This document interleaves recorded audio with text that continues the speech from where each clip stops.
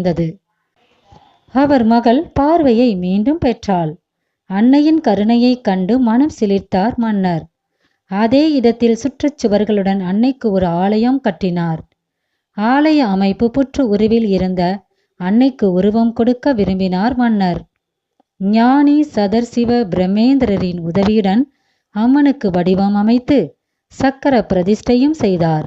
மூலஸ்தான அம்மன் புற்று மண்ணால் உருவானதால் மூலஸ்தான அம்பாளுக்கு அபிஷேகம் செய்யப்படுவதில்லை.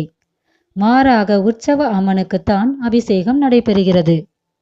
அழகிய ராஜகோபுரம், விமானம், மகா மண்டபம், நர்த்தன மண்டபம் மற்றும் 3 திருச்சுற்றுகளுடன் ஆலயம் அமைந்துள்ளது. மகா மண்டபம் முகப்பில் கொடிமரமும் பலிபீடமும் உள்ளன.